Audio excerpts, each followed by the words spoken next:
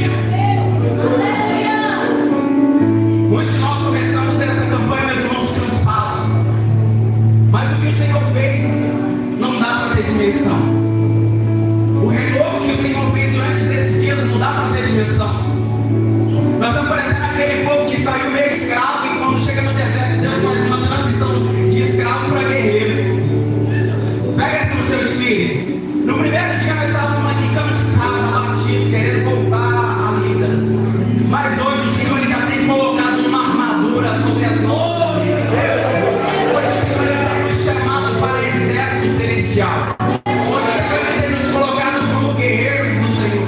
Hoje o Senhor tem nos preparado com uma espada que é a sua palavra. Meu Deus, tem que descer e pregar. O Senhor ele tinha preparado o templo. Olha, não foi Davi que quis fazer um templo, não. Primeiramente Deus queria um templo. Deus queria um lugar para estar com o povo, porque ele ainda não poderia habitar dentro. Entenda isso? Antes de... Olha, vou dar spoiler. Antes de Jesus vir, não tinha como o Espírito Santo habitar sobre os homens, dentro dos homens. Ele habitava sobre. Por isso que no Velho Testamento você vai ver o Espírito do Senhor habitava sobre o homem, sobre o profeta, sobre o vidente, sobre o rei, nunca dentro. Porque o homem era corrupto, o homem era corrompido pelo pecado. Então por que aqueles homens vão ser chamados heróis da fé? Porque o Espírito não estava dentro dele, mas mesmo assim eles creram. Olha que incrível, hoje você tem um Espírito para te convencer do pecado, da justiça e do juízo. Mas aqueles homens, eles não tinham Espírito dentro para convencer. Por isso que eles são chamados de heróis da fé. O Espírito vinha sobre, mas não habitava dentro. Por isso que Deus queria um lugar para aquele povo se reunir, para que Deus pudesse se encontrar com aquele povo. Mas o encontro do povo com Deus não poderia ser de qualquer forma. Deus tinha uma forma para aquele povo. Deus tinha uma forma de culto, Deus tinha uma forma de adoração, Deus tinha uma forma de encontro com aquele povo. Não poderia ser de qualquer forma.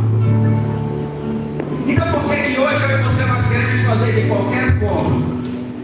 Se Deus ele já tinha um plano estabelecido para como nós iríamos adorar. Por que hoje nós queremos fazer do nosso jeito? Por que hoje nós queremos fazer na nossa força? Por que hoje nós queremos fazer no nosso entendimento? Por que hoje nós queremos competir com Deus? Deus tinha um plano e Ele tem um plano. É Deus que nos ensina como adorar, irmão. Adorar a Deus da sua forma, adorar a Deus da minha forma ainda é desobediência. Porque Ele tem uma forma que Ele quer ser adorado. Nós vamos chegar lá. Eu sou assim, eu atropelo tudo, mas você vai entender no final. Deus ele tinha um tempo e um modo. Deus tinha uma promessa. Salomão termina o tempo e ele ora para Deus, diz: Deus manda a sua glória sobre o povo.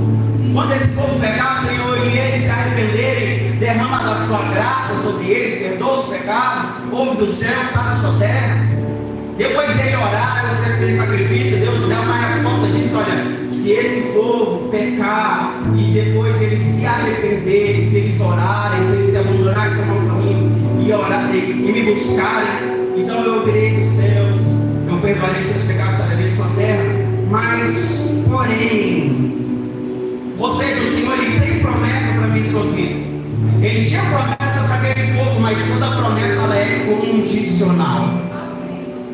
Talvez nós chegou, talvez você, eu não, porque eu tenho certeza da minha bênção. A minha bênção eu recebi. O renome do Senhor já chegou na minha vida. Mas talvez você que não recebeu, talvez tenha alguém que não recebeu, que eu acho que todo mundo recebeu, mas talvez você não recebeu. Sabe por quê? Porque a promessa do Senhor ela é condicional.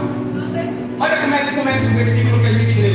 Se o meu povo, se, tem um se aqui. Aí depois você vai ver no 17, quanto a ti, se, ou seja, tem uma condição. Para a gente alcançar a promessa de Deus, todo mundo aqui tem promessa, amém? Todo mundo aqui recebeu uma palavra de Deus alguma vez, dizendo que você vai ser alguma coisa, que você vai fazer algo para o Senhor, que o Senhor vai te usar de forma tremenda. Todo mundo aqui recebeu, amém? Mas o Senhor ele tem uma condição para que a promessa se cumpra. Para que a promessa se cumpra, meu irmão, você vai ter que andar segundo os estatutos do Senhor. Para você ser um grande pregador, você vai ter que ler essa Bíblia sua. Para você ser um grande louvorista que vai cantar para multidões, você tem que preparar essa voz. Não dá para ser mais ou menos. Se você quer ser uma pessoa que irá ganhar as nações, meus irmãos, tem que praticar. Evangeliza, nem que seja a sua vizinhança. Mas como é que o Senhor vai fazer grandes coisas conosco, se nas pequenas Ele não pode fazer porque a gente não se dispõe? Como o Senhor vai fazer grandes coisas, se nas pequenas nós falhamos. O Senhor, ele tinha um modo para aquele povo. Vocês ainda estão felizes, né? Tem ninguém triste aí não? Meu Deus. Então é feliz? Eu estou feliz, depois vocês resolvem com Jesus. Se o meu povo, quem é o povo de Deus? Tem três aqui, povo de Deus. Quem é o povo de Deus? Vamos ver quem é o povo de Deus? Abre comigo em 1 Pedro, no capítulo 2. Mas não perde o texto que a gente está lendo, a gente vai voltar para ele. Aí você marca ele aí a gente vai lá em 1 Pedro e depois a gente volta. Aleluia, Jesus. 1 Pedro, capítulo 2. Olha o que o Senhor diz sobre você.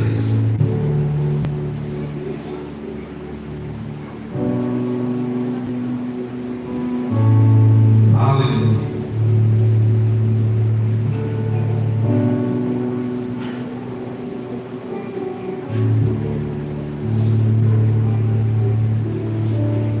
Pedro, capítulo 2, versículo 9. Mas vós, quem? Vocês, eu, você, vós sois a geração eleita, o sacerdócio real, a nação santa, o povo adquirido, para anunciar as virtudes daquele que vos chamou das trevas para a sua maravilhosa luz. Você é o povo de Deus. Se o meu povo, você, Jesus está falando com você. Se o povo dele, você, se humilhar,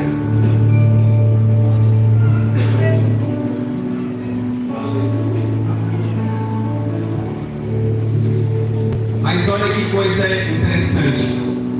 Aquele povo, o mesmo povo que Deus falou que se aquele povo se arrependesse, que se aquele povo deixasse os pecados, que aquele povo se humilhasse, orasse, eles teriam uma resposta. Aquele povo não conseguiu. Aquele povo não conseguiu atingir o padrão que necessitava. Você quer ver? Vamos lá para Isaías. Isaías no capítulo 1. Nós vamos ver um povo que depois de muito tempo se reunindo no mesmo lugar, começou a se tornar um povo que agia por conveniência. Aí os cultos já se tornaram mecânicos, porque estavam acostumados a se reunir no mesmo lugar, estavam acostumados a festejar, estavam acostumados com louvores legais, estavam acostumados com palavras legais. E olha o que o Senhor vai dizer para esse mesmo povo que se acostumou. Isaías no capítulo 1, vamos a partir do 11. De que me serve a minha multidão dos vossos sacrifícios, diz o Senhor. Já estou farto de holocausto de carneiros e da gordura de animais médios. Não me alegro com o sangue de bezerro, nem de cordeiros e nem de bodes. Quando vides para comparecer perante mim, quem requereu isso das vossas mãos? Que viesse pisar nos meus atos. Não tragam mais ofertas de balde, o incenso para a minha abominação, e as luas novas, e os sábados, e a convocação das congregações. Não posso suportar a iniquidade, nem mesmo o ajuntamento solene. As vossas luas novas, as vossas solenidades aborrecem a minha alma, já me são pesadas, já estou cansado de a sofrer. Pelo que quando estendei as vossas mãos, escondo de vós os meus olhos. E quando multiplica as vossas orações, eu não ouço, porque as vossas mãos estão cheias de sangue. Lavai-vos e purificai-vos, tirai a maldade dos vossos atos de diante dos meus olhos. Cessai de fazer o mal, aprendam a fazer o bem, a praticar o que é reto, ajudar o oprimido, fazer o que é justo ao órfão, tratai da causa das viúvas. Vinde então e erguei-me, diz o Senhor, ainda que os vossos pecados sejam como escarlata, ainda que se tornem, e eles se tornarão brancos como a neve, ainda que sejam vermelhos como o carvão, carmesim se tornarão como a branca lã. Se quiseres e ouvis, comerei o bem dessa terra. Isso é para quem quer. O Senhor está dizendo, se você quiser. Nós vamos ver o mesmo templo que Salomão ergueu e a glória do Senhor se manifestou. O mesmo templo, anos depois, as pessoas estão se reunindo, as pessoas estão oferecendo sacrifício, as pessoas estão prestando culto e o Senhor está falando, está tudo errado. Está tudo errado. Vocês estão fazendo, mas estão fazendo por fazer, porque o coração não mudou. Sabe o detalhe que a gente não reparou desde o começo da campanha? É que a gente pediu muita glória de Deus, mas a gente se arrependeu pouco. A gente pediu pouco perdão. E a glória de Deus, meus irmãos, quando ela se manifesta sem arrependimento, é para juízo. Por que o sacerdote tinha uma corda na cintura? Alguém sabe me dizer? O sacerdote, olha, ele tinha que se purificar, ele tinha que se santificar. E antes de entrar na presença do Senhor, ele amarrava um sino nos pés e uma corda na cintura. Porque ele ia entrar no lugar santíssimo. Então ele entrava e aí, os levitas ficavam de fora, aqui, segurando a cordinha e ele entrando. Aí enquanto ele estava lá, se ouvia barulho é porque ele estava vivo. Pega essa. Enquanto não tinha barulho é porque tinha gente viva lá dentro. Se parasse de fazer barulho é porque estava morto. Aí eles puxavam o corpo. Porque se entrasse na presença do Senhor com iniquidade, a glória se manifestava para juízo. Ou seja, enquanto eu e você, meus irmãos, estão pedindo a glória de Deus, mas não estamos nos arrependendo, a glória de Deus ela vem para manifestar juízo sobre a nossa vida. Por isso que eu e você, meus irmãos, não podemos depender de nós mesmos. O homem por si só não pode se salvar. Não acredita que você na sua força vai conseguir fazer o que é bom. Não acredita que você na sua força vai fazer o que agrada a Deus. Não. Somente o Espírito Santo pode nos capacitar para toda boa obra. Somente o Espírito Santo pode nos guiar no caminho reto. Somente o Espírito Santo pode fazer tudo aquilo que o homem é incapaz de fazer. Ou seja, enquanto não tiver arrependimento, meus irmãos, não vai ter enchimento. Enquanto não tiver arrependimento, não tem enchimento. Anota essa aí, posta no seu Instagram. Sem arrependimento não tem enchimento. Qual foi a pregação de João Batista? A primeira pregação: arrependei-vos e crede no Evangelho, porque é chegado o reino de Deus. Antes do reino vir, meu irmão, tem que ter um arrependimento. Antes do reino se manifestar, tem que ter um arrependimento. Tem que ter uma conversão. Tem que ter uma mudança de rota. Tem que ter um alinhamento com o céu. O homem não podia fazer isso por si só, isso estava claro. Então Deus, pela sua infinita graça, Ele manda o remédio para doença que não tinha cura. Olha, o mundo tinha uma doença que não tinha cura, mas Deus já tinha injeção antes da doença nascer. Antes da doença se manifestar no mundo, Deus já tinha cura. Porque diz que antes da fundação do mundo, o Cordeiro foi entregue para a salvação. Antes da doença nascer, Deus já tinha cura. Antes do pecado nascer, Deus já tinha graça sobre nós. Antes da condenação, Deus já tinha a libertação. Mas Ele disse: se quiseres e ouvires, vocês vão comer o melhor dessa terra. Jesus, ele não mudou a pregação de João. Ele vem depois de João e a primeira pregação de Jesus é: arrependei-vos e credes no Evangelho, porque é chegado o reino de Deus. Ou seja, o Senhor, Ele preparou a solução para o nosso problema. Nós não íamos conseguir ser aquele povo que se humilha, nós não íamos conseguir aquele povo que se arrepende, nós não íamos conseguir ser aquele povo que ora, nós não íamos conseguir ser aquele povo que deixa a maldade e segue o que é reto sozinho, nunca. Sozinho nunca. Mas Deus, Ele tinha a solução. Ele falou: Deus já sabia, meu irmão. Você não ia dar conta, que eu ia dar conta, por isso que Ele enviou alguém que deu conta por nós. E você quer ver onde isso se manifesta? O conselho do Senhor, ele não vem sem exemplo. Abre em Lucas 3 vezes já, mas você vai ouvir de novo. Lucas capítulo 4.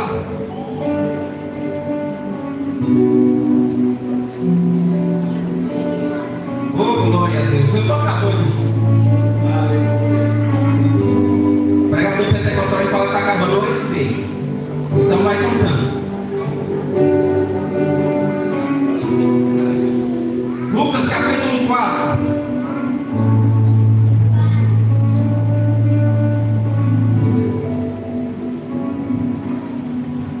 Versículo 14.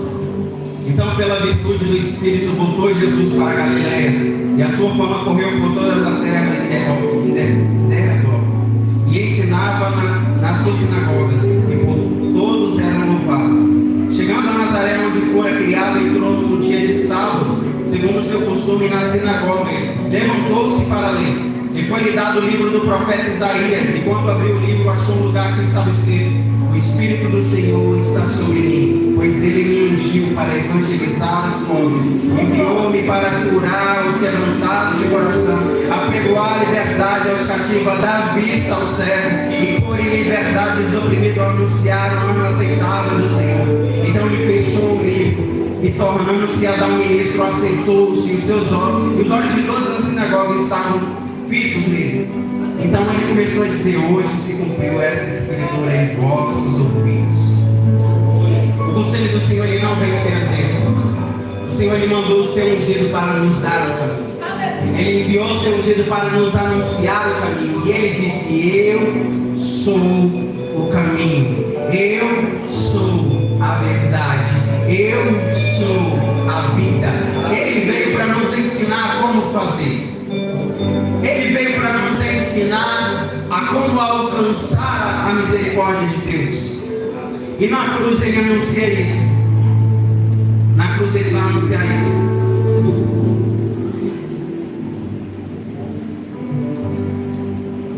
Porque na cruz nós vamos ter Deus rendido em extrema humildade. O versículo que a gente leu, vamos analisar ele parte por parte. Se o meu povo trata de identidade, quando Jesus estava preso na cruz, ele sabia por que ele estava ali, para gerar um povo. Nós vamos ver os cristãos sendo chamados de cristão logo depois da morte de Jesus, depois que ele ressuscitou. Aí você vai ver missionários alcançando algumas cidades. Em Antioquia vai ter uma igreja estabelecida, e lá vai ser o primeiro lugar que os cristãos vão ser chamados de cristãos.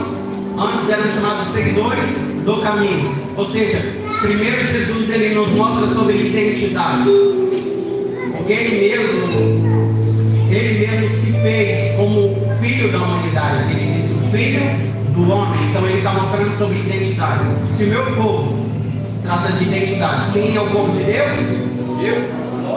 Se o meu povo, identidade. Segundo, que se chama pelo meu nome, fidelidade. Jesus foi fiel até a morte de cruz.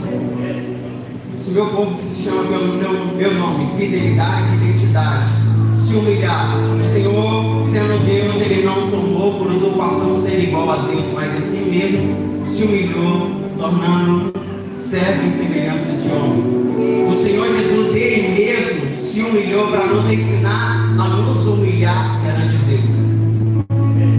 Jesus na cruz ele nos ensinou que aquele que se humilha perante a potente mão de Deus, ele é exaltado. Porque a Bíblia diz que nenhum nome na terra nem no céu é maior do que o nome do Senhor Jesus. Nenhum nome foi dado maior do que o dele. Ele nos ensina sobre humildade. Se o meu povo, que se chama pelo meu nome, se humilhar e orar, que fala sobre fé, Jesus em momento nenhum, nem mesmo na cruz do Calvário, ele deixou de ter fé no Deus que cria. Porque muitos diziam: se você curou a tantos, agora liberta a si mesmo. Se você fez tantos milagres, por que você não desce da cruz? Ele não deixou de crer no Deus que ele servia. Desde o início você vai ver Jesus dizendo: olha, a minha mensagem não é minha, mas é daquele que me enviou. Jesus ele está nos ensinando sobre fé. Se o meu povo, que se chama pelo meu nome, orar, isso trata de fé. A sua fé ela tem que ser inabalada, ela tem que estar firmada em coisas eternas. Se a sua fé estiver firmada em coisas terrenas, meus irmãos, qualquer política vai te fazer sair da presença do Senhor. Se a sua fé estiver focada em coisas terrenas, qualquer coisinha vai tirar a sua concentração do Senhor. Mas se a sua fé está em coisas eternas, meus irmãos, não tem nada, não tem nada, não tem nada, não tem nada que possa abalar o seu amor por Jesus. Se o dia da mãe você vai querer Jesus, se o dia da mãe você vai querer Jesus, se você está alegre você vai querer Jesus, se você está triste você vai querer Jesus, se você está enfermo você vai querer Jesus, se você está sarado você vai querer Jesus, se você está num bom dia você vai querer Jesus, se você está num mau dia você vai querer Jesus, se a tribulação vem você quer Jesus, se a alegria vem você quer Jesus, ou seja, a sua fé está firmada sobre a rocha. Aleluia! A sua fé está firmada sobre a rocha. Se arrepender dos seus maus caminhos, o Senhor ele nos mostra sobre arrependimento. Jesus não tinha do que se arrepender na cruz, não tinha. Mas na cruz ele nos mostra que um arrependido ele consegue alcançar o paraíso. Tinha um homem do lado de Jesus e tinha outro do outro lado. O que estava ali começou a zombar dizendo: você não fez tanta coisa, salva nós agora. Aí o outro que está de carro falou: olha, nem no momento da morte você teme a Deus. Nós estamos aqui porque nós merecemos. Este mal nenhum fez. Ele olha para o Senhor e diz: Senhor, lembra-se de mim quando entrares no teu reino. Ele não pediu para ser salvo. Ele não pediu para entrar no paraíso. Ele se reconheceu como pecador. Ele se reconheceu como falho. E tenho certeza que ele estava arrependido a ponto de dizer: Senhor, lembra-se de mim quando entrar no teu reino. Jesus olhando para ele e disse: hoje mesmo você estará comigo no paraíso. Ou seja, o arrependimento ele tem algo que vai te impulsionar para alcançar a bênção. O arrependimento é um dos passos para alcançar a graça de Deus. Esses 5 tópicos que eu falei sobre fidelidade, identidade, humildade e arrependimento era somente um homem, é homem, isso é homem ainda. Porque fidelidade é sobre pessoa. Porque a Bíblia diz que se você não for fiel, Deus ele vai permanecer fiel, ele não pode mudar a si mesmo. Ou seja, fidelidade é sobre nós. Identidade é sobre nós, porque o homem foi enganado em sua identidade.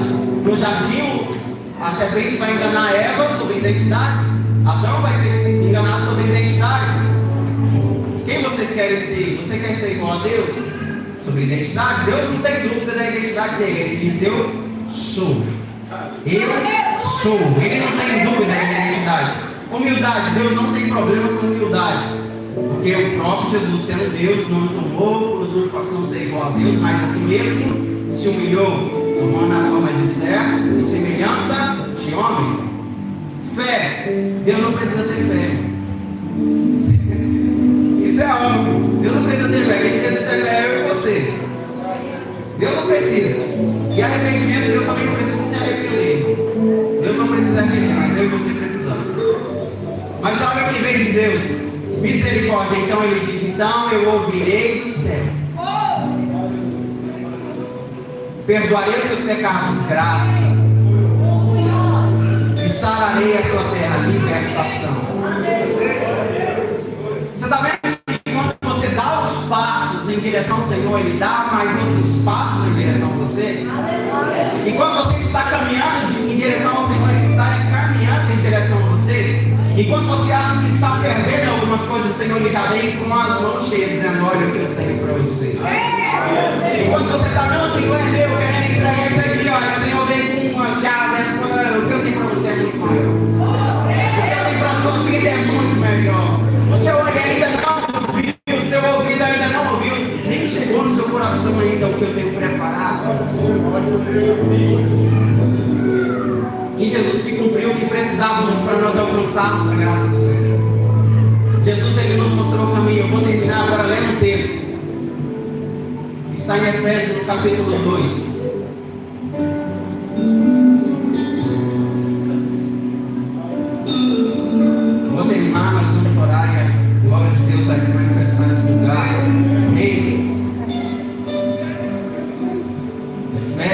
capítulo 2.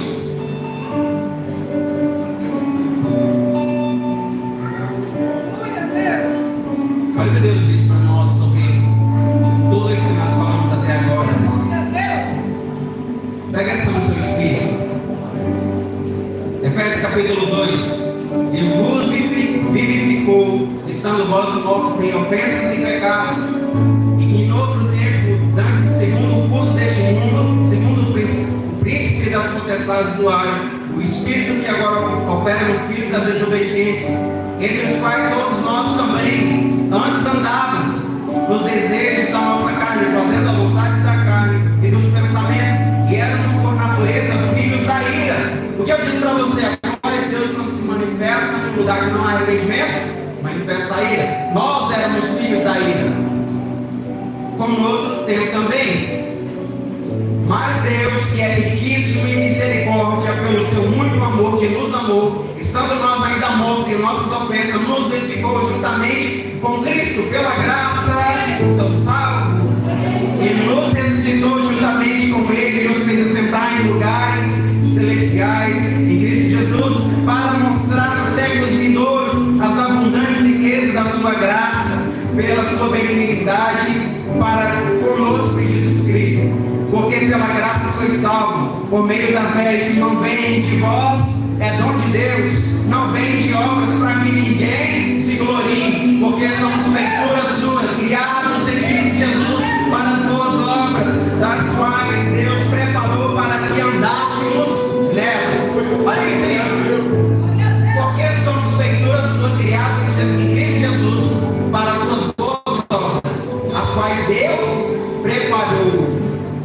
Se no início você achou que eu estava falando alguma heresia, no final você entende. Não era heresia não. Foi Deus, ele tem um projeto para você e para mim. E Ele quer que você faça do jeito dele. Ele quer que eu faça do jeito dele. Eu fazer a vontade de Deus do meu jeito ainda é desobediência. Você fazer a vontade de Deus do seu jeito ainda é desobediência.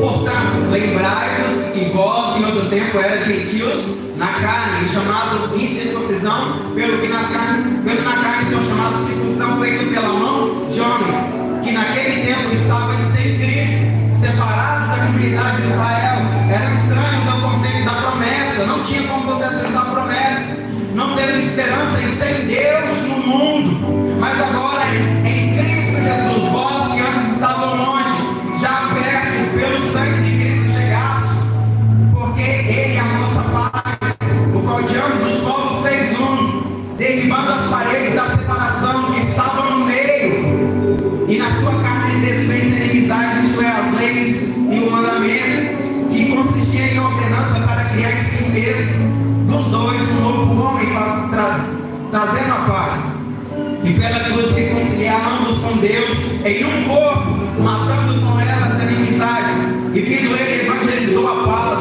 e vós que estavam longe e aos que estavam perto, porque por Ele ambos temos acesso ao Pai no mesmo Espírito, assim que não sois estrangeiros e nem forasteiros, mas concidadãos dos santos e da família de Deus, edificados sobre o fundamento dos apóstolos e dos profetas, de que Jesus Cristo é a principal pedra de esquina, no qual todo edifício bem ajustado cresce para templo santo no Senhor, no qual também vós juntamente sois edificados para a morada de Deus em Espírito. Você não pegou no começo, eu vou te explicar agora. Lembra que eu falei que aqui a gente é somente uma tendinha, uma barraquinha, né? Nós não temos morada fixa aqui. Entende o processo? Aqui você ainda é uma barraquinha, onde você vai se encontrar com o Senhor. Mas olha os últimos versículos que a gente leu.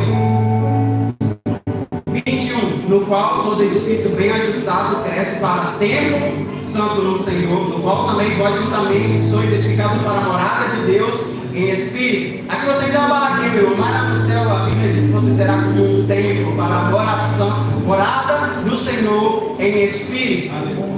Sabe, no primeiro versículo que a gente leu, no primeiro capítulo, em 2 Crônicas, no capítulo 7, nós vamos ver Deus preparando uma localidade, um lugar, um local. Mas no Novo Testamento Deus já não fala sobre lugar, A adoração já não é sobre o lugar, é sobre intencionalidade. Porque um dia uma mulher vai falar: olha, Jesus, eu vi que o Senhor é profeta aí. Eu tenho uma curiosidade, onde que se deve adorar? Porque nós, os samaritanos, nós adoramos nos montes, mas vocês adoram em Jerusalém no templo. Mas onde que se deve adorar? Ele vai dizer: olha, vai chegar um tempo, e esse tempo já chegou, em que os verdadeiros adoradores adorarão o Pai em espírito e em verdade. E esses adoradores que o Pai propõe, porque o Pai é espírito, e aquele que deseja adorá-lo precisa adorar em espírito e em verdade. Ou seja, primeiro era sobre um lugar, sobre um templo edificado, um templo de pedras. Mas agora, irmão, é sobre eu e você com a intenção de adorar o Senhor em espírito e em verdade. Nós vamos orar agora.